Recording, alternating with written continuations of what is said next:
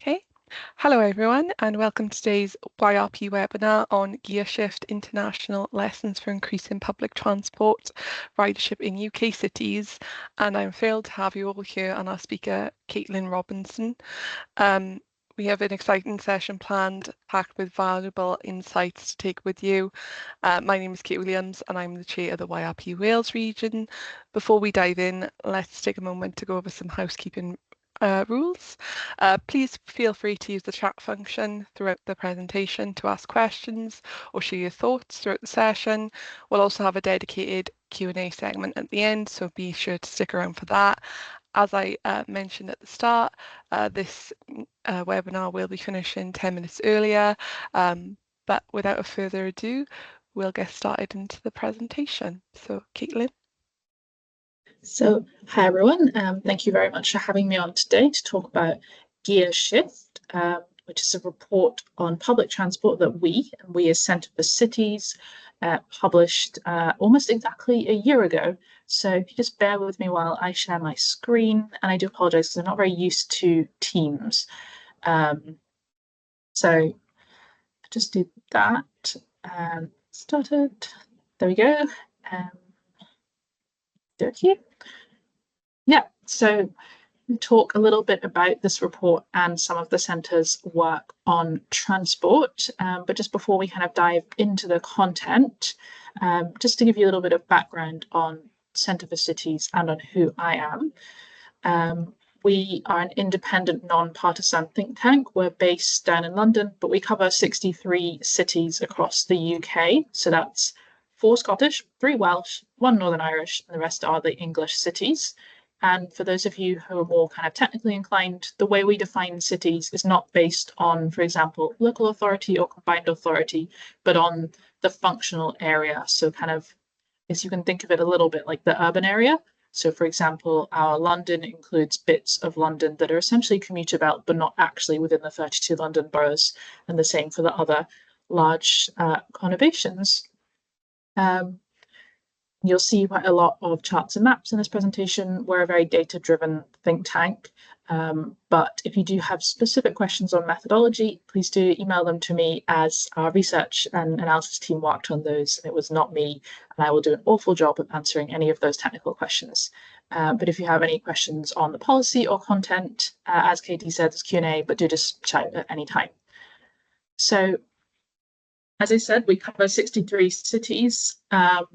And just on why specifically we focus on urban economies, it's because although cities only account for such a small percentage of UK land, so it's about 9%, as you can see there, they are obviously a much greater contributor to the economy and then to other various things. So for example, high-skilled jobs, startups, most of our transport infrastructure and passengers, greenhouse gas emissions, all of those things are really concentrated in cities. And that's why we focus so much on the UK's urban areas. And it's also why, although we are primarily an urban economic think tank, we cover areas like public transport and why we care about things like ridership. So as I said, we care about these things because they matter for economies. So obviously it's probably a bit basic and I do apologize for that, but transport connectivity, it's really important to get to your job, to get to your place of education. And that's not only for you as an employee, it's also for businesses. Better the transport, the more skilled labor that businesses have access to. That's also important for their supply chains. And then obviously friends, family, communities, hospitals, schools, etc. All of those things. And yes, you can also drive to those things. EVs will also help reduce emissions, but it's not quite as simple as that. I think we all know public transport is just hands down the best way to reduce emissions.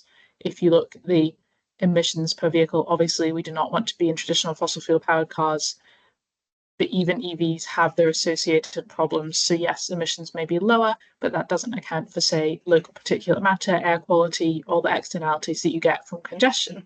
So that's really how we approach public transport and why it's so important in cities.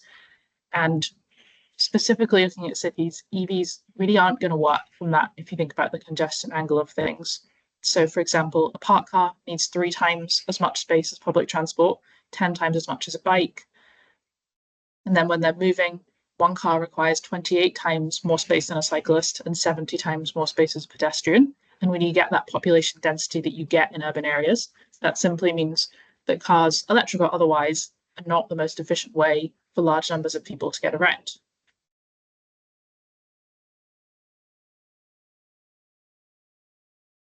So we know there's those kind of benefits to public transport in terms of congestion. And then just a quick note on some other work we've done around transport emissions in cities. We also know that getting more people out of cars and onto public transport is going to be really important if the UK is to meet its greenhouse gas emissions reduction targets. Because if you look at these falls in the three key sectors of emissions, so these are the biggest sources of emissions from urban areas, you can see that they've all fallen, which is obviously really good. And that's actually fallen faster in cities than in non-urban areas. So also good. But transport, it's not that clear on the scale of graph. Transport has actually fallen less. That needs to be really the next focus area if cities are to make progress on further reductions. So we're kind of turning now to the main focus of today's presentation, which is the gear shift report that Katie introduced at the beginning. And that looked at how ridership compares to, between UK cities and between EU comparison cities, and also then what that means, how to introduce ridership.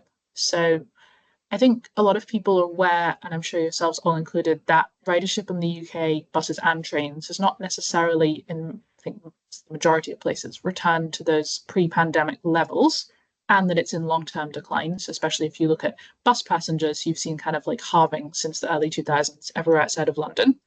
But the bigger picture of that is that that's all happened from a low baseline. So ridership in the UK was never that high to begin with if you compare it to cities overseas, particularly in kind of roughly comparable European countries. So out of the 25 European cities that we sampled for share of commutes, which obviously is kind of the biggest proportion of daily journeys, 6 of the bottom 9 for public transport use are UK cities. And it's only really London that you see up there around the similar level to some of those big European cities. So in London, 48% of people use public transport to commute. And then if you look just at central London, that's 80% plus another 10% using active travel. So essentially 90% of people not using car or private travel. Whereas when you then look at our other large cities, and this is where you really start to see that disparity, only 16% of people in Birmingham and Manchester commute using public transport. And then if you look at those kind of very large second tier cities in EU countries, that's 40% of people in Hamburg, 33% in Lyon. So you can see that the UK is really an outlier outside of London in how many people are using public transport. So we did some modelling on this. And if you brought those usage levels in those large UK cities up to similar levels to Europe, that would be nearly 1 million more people using public transport rather than private. So that's kind of the size of the prize, and that what we in the report advocate that cities should be aiming for. It is obviously a very ambitious target. So the question that we looked at and that we think about in a lot of our work is what causes this disparity. Because of course it's very easy to say public transport is poor, the networks aren't large enough, but there's obviously specific factors and those do vary between cities. But to give you a little bit of an overview, you can kind of think, is it a matter of choice? Maybe people are simply choosing not to use public transport. Obviously, there will be some people who have perfectly good bus or train network and still prefer to travel a different way. However, the bigger picture is that that's not necessarily the case. So in UK cities, fewer people can actually get to the city centre by 30 minutes using public transport than European counterparts. So the dotted line that you can see is the average European city, then you can see our UK cities as the green bars. And that's the share of people that can reach the city centre in 30 minutes. So almost all of them are pretty far below that European average, regardless of the city size, except for Glasgow, which you can see is almost at the European average. And that's because Glasgow has a very extensive heavy rail network in its suburbs.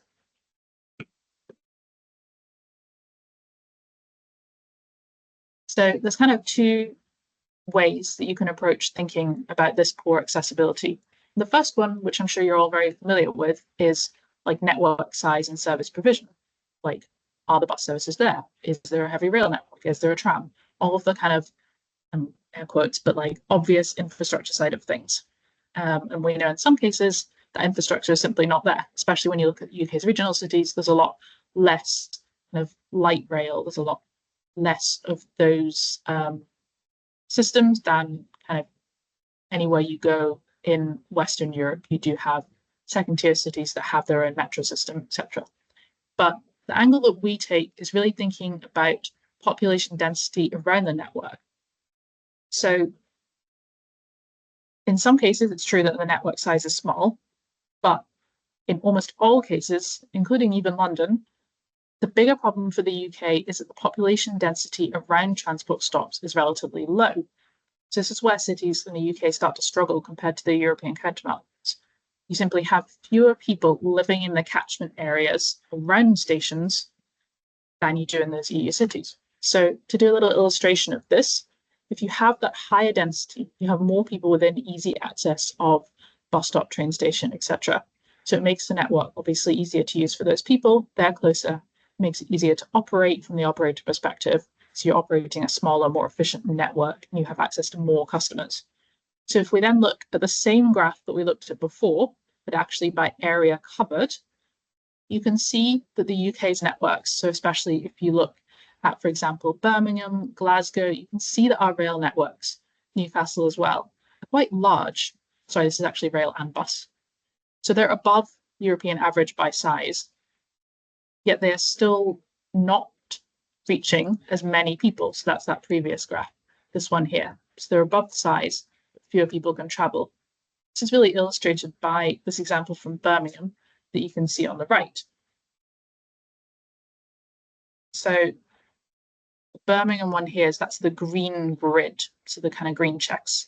And then the comparison is Lyon, and that's the pink color. So you can see that Birmingham has a much bigger network, that's the area within 30 minutes, than Lyon. However, these two networks actually cover the same number of people.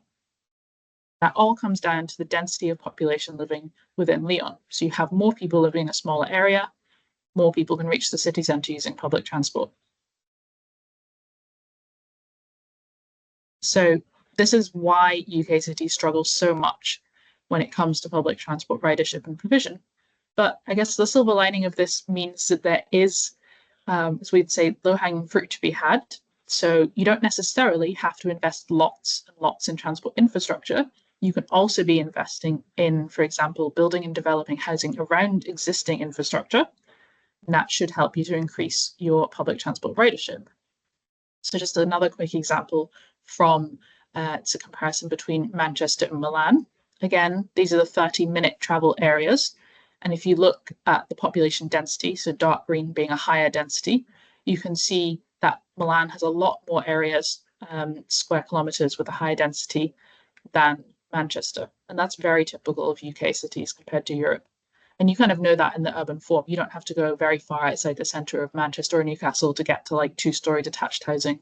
Whereas if you visit, say, like Paris, Vienna, Barcelona, I think we know that there's kind of like 4 or 5-storey, not tower blocks, but much denser urban environments. So how do we change things is the big question. So as I kind of mentioned, this relationship between density and usage means that you can change things by adding more people to the network, not necessarily expanding the transport network. This is generally known as transit-oriented development. It's in use kind of actively in some places in the UK, the main example being London. It has something called the London Plan, which specifically looks at how to allocate housing in relation to station capacity. And the city of Lille in France kind of went a step further. So what they did is they looked at their transport network. So I think the dark colours on this map with kind of, I'm going to say blobs, are tram stops. And then you had bus stops with certain frequency and then lower frequencies in the lighter colours. And they essentially looked at it from above and put 500-metre zones centred on these stops. And within these zones, they're called DBATs, which stand for something in French that I'm not going to try and say. They have special planning measures such as minimum densities. They kind of require transport interchange infrastructure. And at the same time as they've worked on these policies, They also introduced kind of big redevelopment and intermodal hub around their main station. They did some ticketing side reforms, so they have integrated ticketing and fare caps now. And I think one important thing to note here is that they were able to do this as a city because they have relative financial freedom that unfortunately UK cities don't have, because French cities have specific tax powers called the versement transport. But the result was that they now have 39 residents per hectare compared to an average of 18 in those zones, and that passengers using that central station have increased from 3,300 to 5,000 between 2005 and 2012, which obviously doesn't actually sound like a very big increase, but it is pretty significant change compared to what it was. So, as I said, some of this is a bit harder to do in the UK because they don't have that same kind of financial freedom. We also have a very discretionary planning system and a lack of local powers, but it's not impossible. So some combined authorities, London being the example I already mentioned, and also increasingly Manchester, which is just bringing through its spatial plan just now, they do have powers to make those connections between how you build the planning regime and transport infrastructure. And other local authority areas can also use something called a local development order. Then obviously coming down the track, we've got national planning reform. We've got the government saying we want to build new towns and build those 1.5 million homes. So this is something that we're really keeping an eye on that might be changing in hopefully the relatively near future. Another really good thing about this approach to increasing ridership, that is building houses, is that you can actually start to fund those transport improvements through your development of housing around them.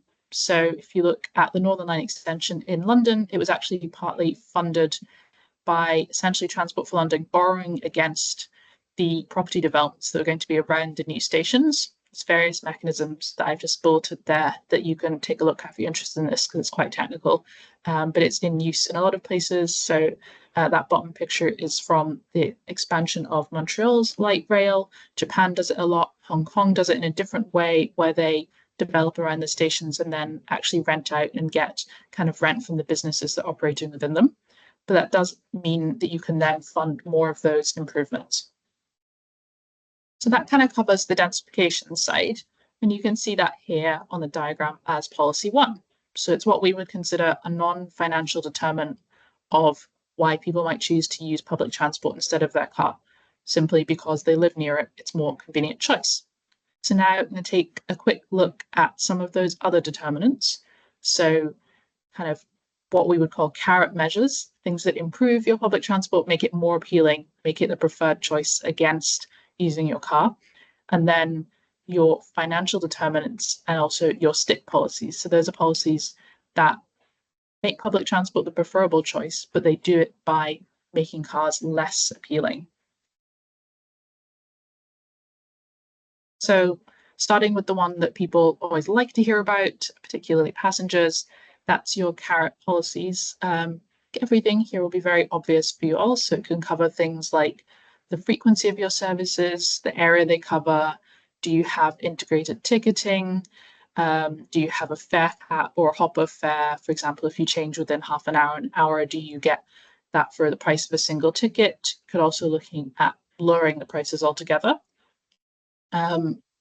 All of those, they're not impossible without a kind of regional administrative body, but having one body, so in the UK, the main examples are things like Transport for London, Transport for Greater Manchester, that is able to do those at an area that sort of a geography, an area that matches how people use the city, makes it a lot easier.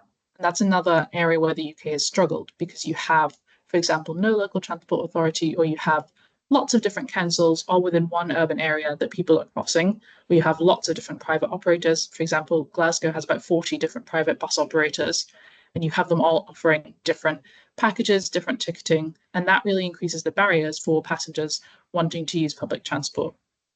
And in an ideal system, it should be pretty seamless. The experience should be the passengers don't even know that they are perhaps switching operator when they don't need to think about buying a different ticket for their mode. So that picture there is from Japan, where each regional train operator has its own kind of Oyster card style smart card, but they're all interchangeable. So you can tap on in one city, buy your seat reservation and tap off in another city using a card. And that works essentially all the way across the country. So you could travel like 8-9 hours and you could still simply tap out using your Oyster card system. And that's because of the level of integration that they have.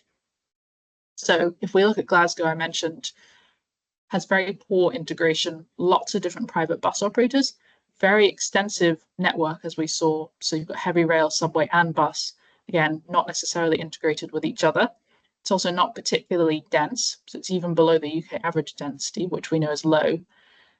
And what integration they do have is quite, I'm going to say, and I apologize to anybody here who might work for SPT, complicated and poorly executed. So last time I checked, which was actually a few months ago, the zone card, which is the kind of integrated card you can use, had 77 different fare zones.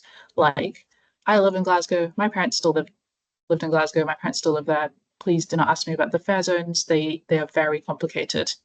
But you also need, it's a city that needs public transport. You have less than 50% of the population owning a car. So when we did some modeling around what it would actually look like if you integrated the network, it would mean an additional 880,000 people connected to the city centre within 30 minutes. So you could achieve this rise of nearly 900,000 people by higher bus frequencies. So I think it's increasing it to 4 per hour. And then if you then integrated it between bus, rail, and subway, you'd add another 90,000 people. There's a link to the modelling at the end, because I know it's quite hard to take in numbers during your presentation. But essentially the point of this is this could all be achieved without expanding the existing network. We're also not talking about adding housing on the network. We're simply talking about integrating the timetables and the ticketing. That's what can be achieved. Oh, I'd already put the numbers. That was smart for me. Yeah, so the higher bus frequency, sorry, it was 210,000. Yeah, and then that 90,000 is for bus, rail, and subway. So moving on to the other side of the coin, the stick policies. So there's everything aimed at making driving less convenient. And I'm sure you're all aware, this is a very politically charged area that politicians are increasingly wary of bringing up. So you have places like Manchester actually held a referendum on doing a low emission zone, and I'm sure you all saw kind of the backlash and the media commentary around the expansion of London's ultra low emission zone last year. But the reality is that these are policies that they do form the flip side. You need these to make your improvements more effective. These have a role in funding your improvements. And lots of the improvement measures alone are not going to get people to make that switch. You need to make the private car the less convenient option. So there's a whole raft of measures in here.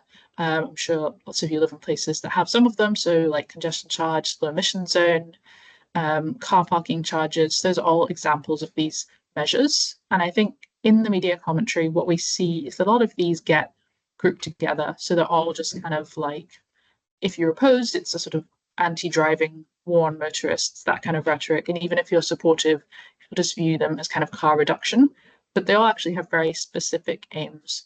So what you see, in most cities do this relatively well, is that you need to make the aim of the policy match what you're trying to achieve. So for example, if you have a pretty extensive bus network, but the times are poor, you have a lot of delays on the network, then you're looking at something like a congestion charge, but that might not necessarily significantly impact, for example, your air quality. For that, you need something like a clean air zone. And all of these measures can also be, you can do it just in the urban core, you can have it just at peak commuter times. They're all quite tailored to, can be tailored to the city or to the area. And I think the other thing kind of in the media discourse is that people tend to view them as being cash cows or simply ways for cities to raise revenue. And yes, they do raise a bit and they can be an important source, but they're ultimately not the best, because obviously the aim is that compliance goes up. So for example, if you have a low emission zone and you're encouraging people to switch to lower emitting vehicles, over time that is going to improve as people make that switch, and then your revenue falls. So if you're a city looking to kind of raise revenue to fund your public transport or to use for other things, implementing policies like these is not actually the best choice. But that should also, if it's kind of communicated in the right way, help with your public trust. And you see London doing this when they specifically use that revenue to fund their public transport improvements, or for example, for projects. The mayor will award funding to like an active travel project or like a play street pedestrianisation measures to show people how that revenue is used. So, as I said, I think in the UK we're quite familiar with some of those, like the low emission zones. The country that really does the most around this and that potentially could be how we could see the policy develop here is Singapore. Obviously, the context here is important. They have a very strong state and it's also a city state, so it's not quite to the same scale, but they've been using various forms of these policies for, I think, around 50 to 60 years now, since the 1970s in its very most initial form. And as it currently looks, all vehicles in Singapore are fitted with what are called in-vehicle units. So you pass under this gantry that you can see in the picture, and they're automatically charged. And where it's really taken it, the technology to the next level, is that these charges will vary according to the time of day, vehicle size, and specific route. So they will then kind of review traffic usage on each road. And I believe it's every 3 months, but it might be every month, be in the report linked to the end. And can increase or decrease the pricing to kind of encourage people or discourage people from using that road. So the aim is not specifically to reduce traffic, it's actually to make sure the roads are used at peak efficiency. So if they have a road that is perhaps very empty and underused, they'll decrease the pricing. But it does have the total effect of reducing traffic volume in the central area. And it's also a huge revenue raiser, obviously, because it's consistent over time. So that one, low emission zone congestion charging, they all address moving vehicles. And something that we don't see as much innovation again here in the UK is on the parking and ownership side. So essentially your stationary vehicles. The only policy that's currently kind of well known in the UK outside of car parking charges is your workplace parking levy, which is operational in Nottingham. So under this system, what happens is that there's a small tax levied on employers with, I think in the case of Nottingham, it's 11 parking spaces. They can choose to pay this or pass them on to employees. But when you look at cities abroad, the example I'm talking through here is Tokyo, they have kind of more extensive policies. So in Japan, you have to prove that you own a parking space in order to buy a car. And overnight on-street parking is banned. Otherwise, obviously, you'd be able to buy the car and simply park it on the street. So what this effectively does is create a market for car parking spaces to rent out, garage spaces, things like that. And this works well because it means that in really dense urban areas, it's very expensive to rent a parking space. So you're essentially penalizing people for owning and parking a car in the major cities like Tokyo and Osaka, where those parking spaces are really expensive.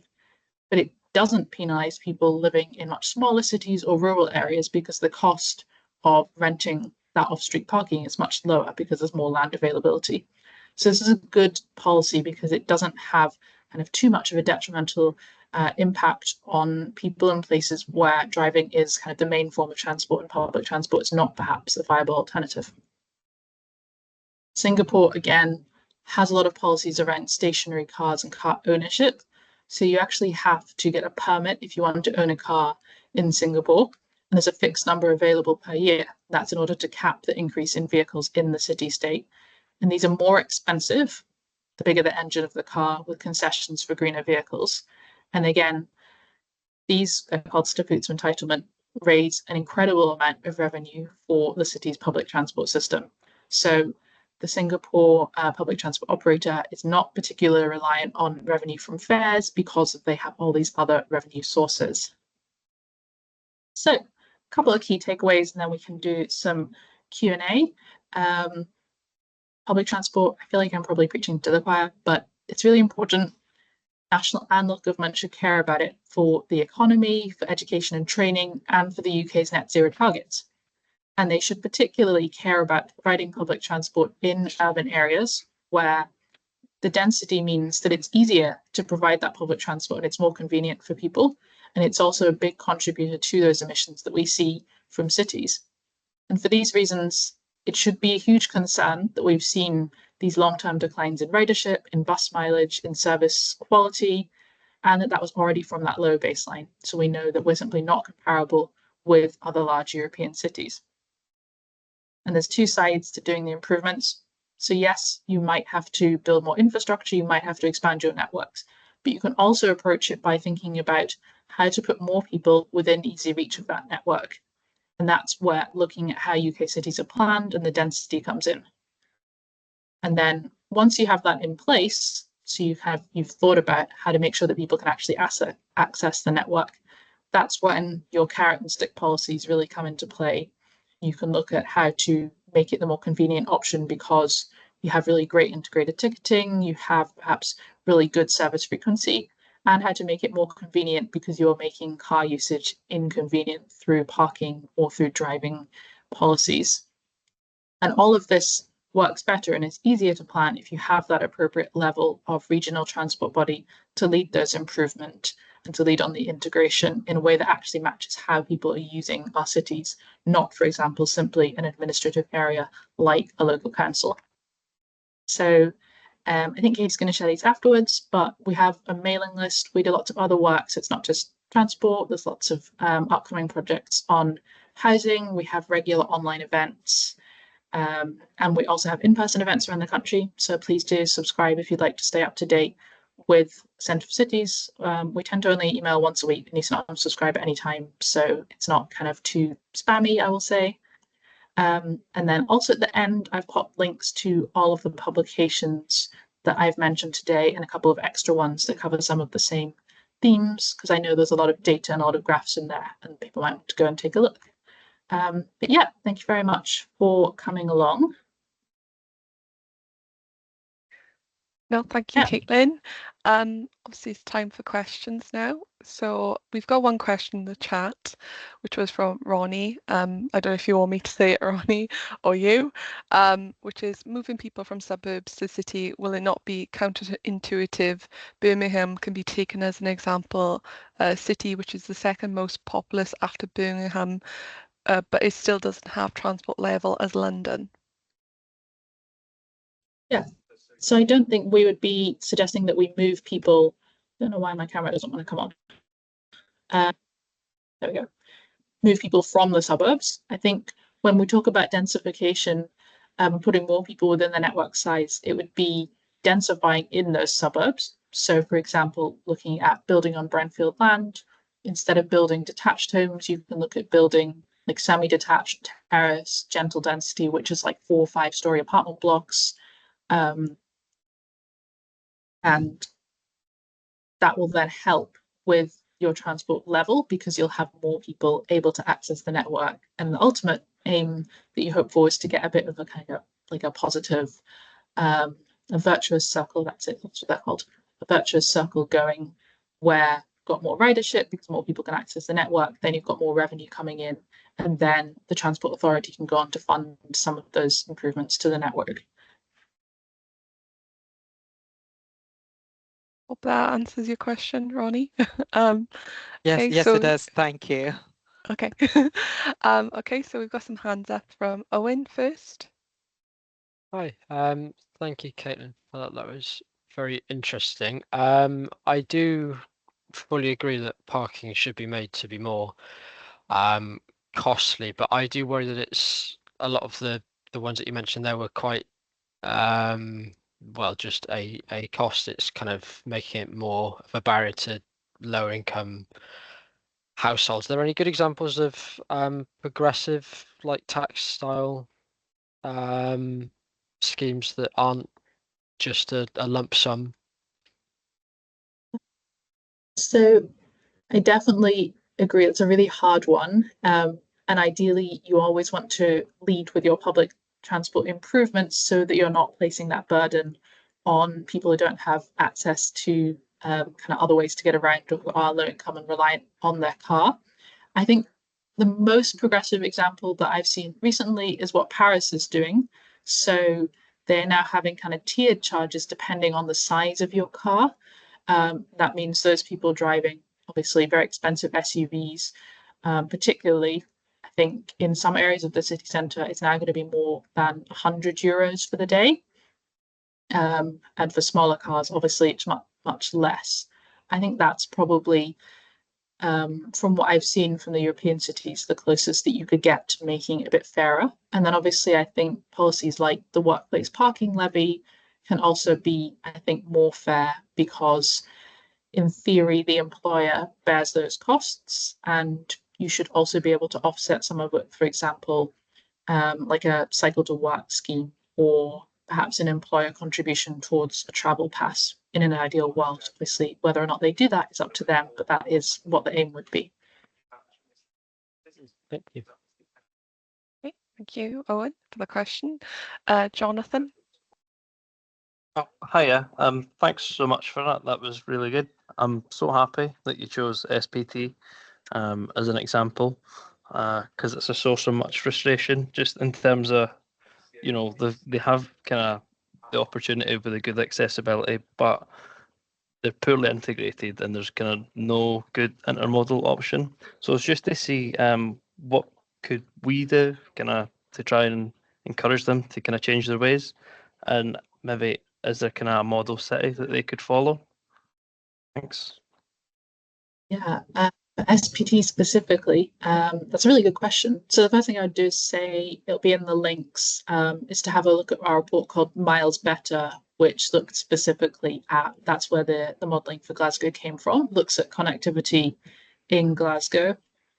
What we recommended that was kind of the next step in that report was for Glasgow to look at bus franchising with SPT as the lead authority so that they could then have that control over at least both the bus network and the subway. Obviously, heavy rail would be ideal as well, but that gets a lot more complex with, you don't have many cities with control of the heavy rail. Without boring anyone who's not from Glasgow, it is in the works. They have said they're going to pursue bus franchising. It's quite complex. There was actually a really great article on it just this week in a publication called the Glasgow Bell that gives you a bit of a deep dive. But the final decision comes down to a panel of 3 people who may or may not choose to go for it. That's needed to activate those bus franchising powers. And you also have a pretty heavy opposition lobby from the private bus companies in Glasgow because it's very profitable for them. That's kind of the end. Yeah, that's the end of the day. But it is something that they have said they're going to pursue. And I think that would be what we would say would be the natural next step. Because at least then you could start to look a bit more at like those fare zones, that integrated ticketing, making the timetables work together. Because I think, like, as I said, I've lived there, it does have really good transport infrastructure. It just doesn't quite hang together in the way that it should. Yeah, and I think there's just a general acceptance as well, though, that is the way things need to be in terms of people don't have much exposure to actual good, efficient transport networks. And this is just the way it's always going to be. So hopefully it's heading in the right direction, eh? Yeah, and speaking personally, not as a representative of centre cities, I'd also recommend looking at organisations like Get Glasgow Moving or Better Buses for Glasgow, because they do some really great kind of grassroots campaigning work in that area. Cheers. Thank you, Jonathan. Ben's got his hand up. Hi, Caitlin. Couple of quick questions based off of that. It can be quite difficult in the UK to build a business case for public transport based on future sort of housing regeneration and growth. So you end up in a little bit of a chicken and egg situation because developers aren't likely to develop the high density housing without an existing transport link, but the transport links aren't likely to be built without that high density housing. Are there any signs of the UK moving towards more of a European model of how the DfT sort of assess business cases? And then as a sort of separate question, where do you see park and ride sitting in this more widely for picking up those sort of rural populations? So to start with the second one, sorry, I'm afraid that I'm definitely not the right person to answer that, because we really only focus on those urban areas. So we haven't thought a lot about more rural schemes like Park and Ride. On the business case one, I would say that I haven't particularly had any signals that like DFT are moving more towards that European style, or on the business case.